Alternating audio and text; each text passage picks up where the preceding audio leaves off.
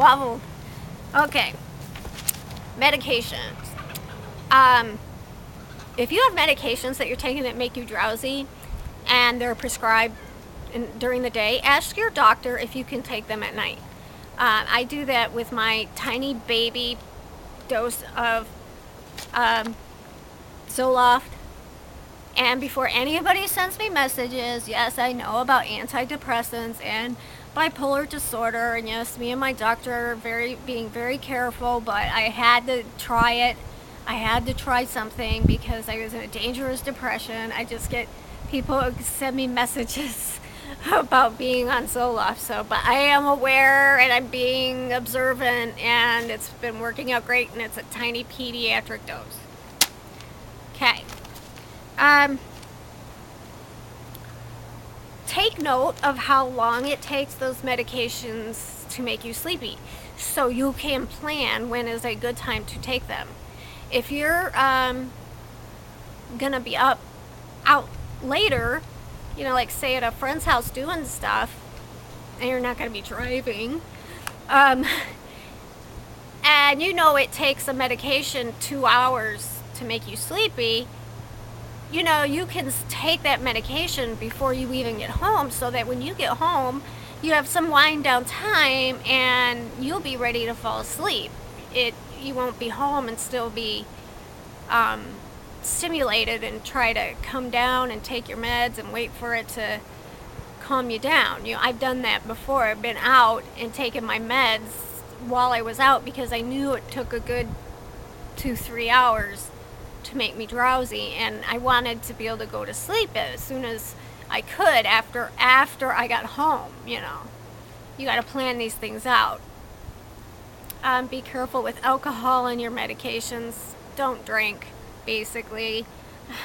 I imagine 1 drink a night, you know, young kids, college students partying. How can I say don't? Be responsible.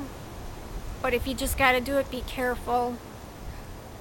Make sure someone's aware that you're on medication and you're drinking so they can keep an eye on you. I don't know. That's a whole different soapbox. I'm talking about sleep and that's a whole different one. Okay. Prescription sleep aids. A lot of psychiatrists, you know, you could be suffering with insomnia and you're just like, please just give me something so I can sleep. I'm talking like Ambien, Restoril, those potentially addictive sleep aids. Those drugs are, excuse me, my jaw is very tense lately.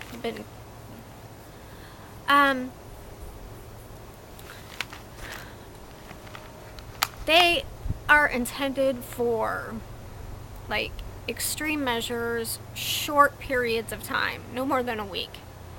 Usually, most psychiatrists that I have come across will not prescribe those kind of medications unless you're hospitalized.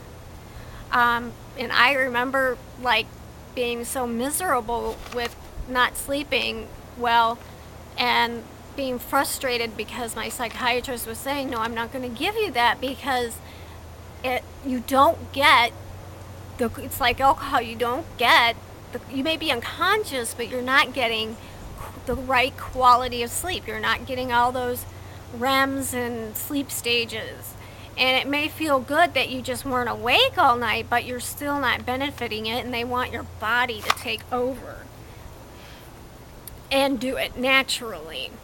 But if you're in a crisis, yeah, sure, but as they're usually considered really counterproductive, except for extreme times. And you can become dependent on them physically and psychologically. There are medications that help people fall asleep that are not addictive, and you do get a restful sleep. You get real sleep. Things like trazodone, which is an antidepressant that they found doesn't really work very well as an antidepressant, but it works really well for sleep. The antidepressant Remeron but a lot of people don't like it, take it because it's almost a guaranteed weight gain drug.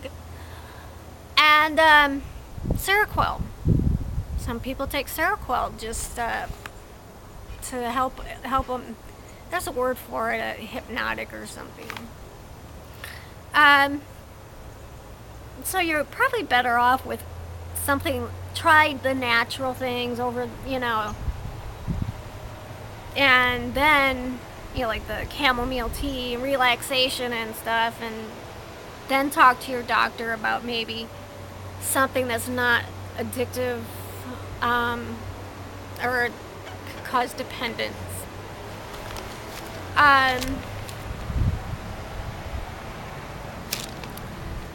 I do take, I do have a prescription for Xanax, one of the anti-anxiety drugs, for PRN for insomnia.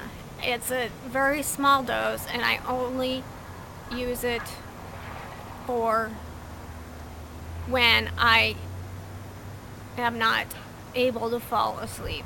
And you know, and I just go, depending on what my mood is doing, I go through phases where I just, once I'm asleep, I'm good, but I just have a hell of a time falling asleep. And I take that and it helps, and I was so reluctant at first.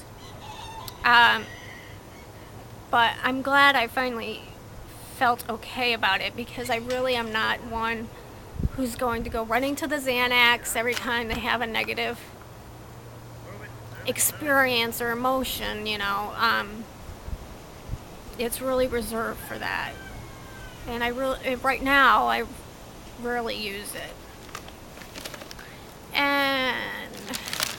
And bottom line, follow your doctor's orders. If you have any questions about your medications, ask your doctor. If you're not happy with your doctor, find a different doctor.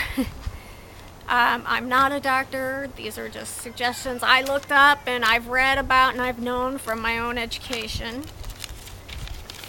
Okay. Now, my personal schedule, daily schedule, including sleep schedule, includes, I take it 2 walks, at least 20 to 30 minutes a piece, and walk the dog. I go to yoga once a week. Sometimes I do some on my own. My daytime routine revolves a lot around our pet care. I don't drink, I don't do drugs. I mean, really just because I don't like it. And I just make sure my environment's how I like it for my sleep. So my next video is going to be a more creative one, showing you my daily and sleep schedule. So, see you then.